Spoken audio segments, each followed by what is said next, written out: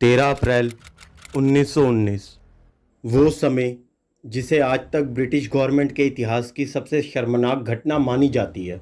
जी हाँ दोस्तों, मैं बात कर रहा हूँ जलियांवाले बाग की, जहाँ 20,000 से भी ज़्यादा की संख्या में हिंदू और सिख परिवार बैसाखी का त्यौहार मनाने और रोलेट एक्ट का विरोध करने के लिए शामिल हुए थे। और यहीं से कहानी की शुरुआत होती है उधम सिंह जैसे देशभक्त की। और मुझे पूरी उम्मीद है मेरी पिछली video Shri Harmandir Sahib the golden temple की तरह आप इस वीडियो को भी बेहद पसंद करोगे। तो शुरू करते हैं अपना आज का ऐतिहासिक सफ़र मिस्टीरियस दुनिया 2.0 में। लेकिन इससे पहले अगर आप हमारे चैनल पे नए हो तो देर किस बात की, चैनल को सब्सक्राइब कर लेना एंड साथ दिए हुए बेल आइकन को प्रेस करना मत भूलना। फ़िलहाल उधम सिंह की बायोग्राफी बताने से पहले आपको ये जान लेना चाहिए कि उधम सिंह ने किस तरह जलियांवाला बाग में शहीद हुए 20,000 से भी ज़्यादा निर्दोष और निहत्थे भारतीयों की मौत का बदला लिया। जैसा कि मैं आपको वीडियो की शुरुआत में ही बता चुका हूँ, 13 अप्रैल 1919 का वो मंजर जो हम भारतीयों के दिलों में आक्रोश उत्पन्न कर देता है। लगभग 20,000 से भी ज़्यादा की संख्या में भारतीय रोलेट एक्ट का विरोध करने के लिए अमृतसर के जलियांवाला बाग में एकत्रित हुए। तभी अचानक कर्नल डायर ने जलियांवाला बाग को चारों तरफ से घेर लिया और यहाँ तक कि जलियांवाला बाग का मेन गेट जहाँ से लोग एंटर हुए थे उस दरवाजे के आगे भी तोप लगवा दी और अपने 50 सैनिकों को निहत्थे और निर्दोष लोगों पर अंधाधुंध गोलियां चलाने का हुक्म जारी कर दिया।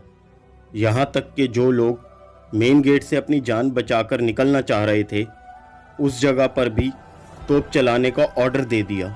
बाद में जब कोई रास्ता ना मिलने पर लोग कुएं में कूदने लगे और देखते ही देखते कुएं में भी लाशों के ढेर लगने लगे। चारों तरफ मौत का मंजर बन गया।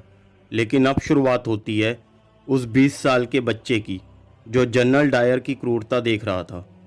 उस भीड़ में छुपे महज 20 साल के बच्चे का नाम था उधम सिंह कंबोज।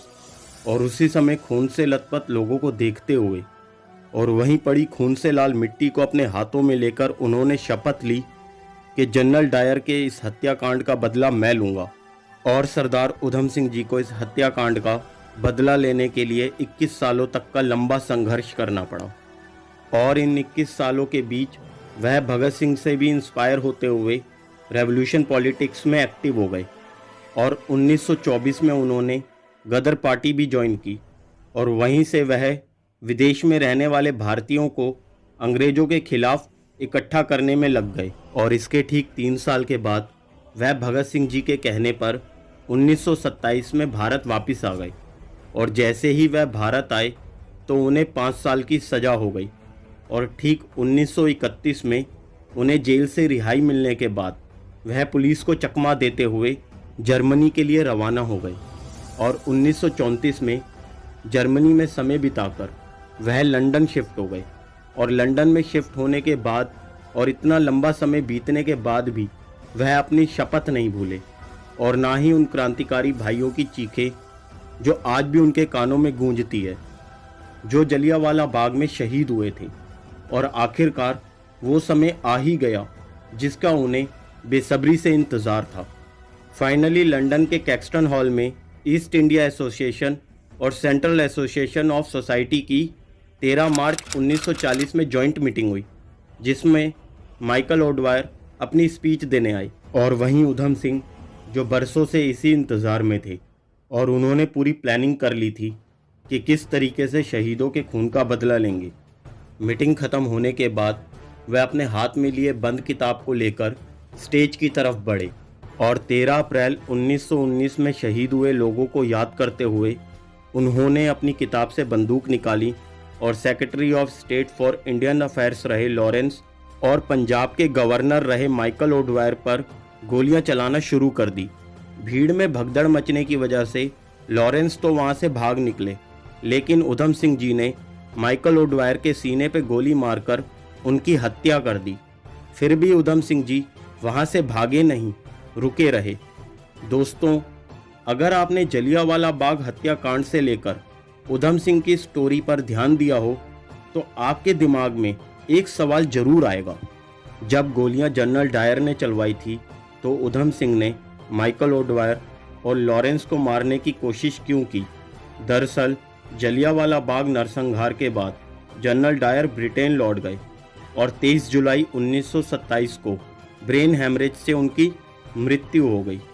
अब जब जनरल डायर की ब्रेन हैमरेज से मौत हुई थी तो वह कैसे उसे मार पाते? इसलिए उधम सिंह ने माइकल ओडवायर को लोगों के सामने गोली मारकर अपनी शपथ पूरी की, क्योंकि माइकल ओडवायर उन दिनों पंजाब का गवर्नर हुआ करता था।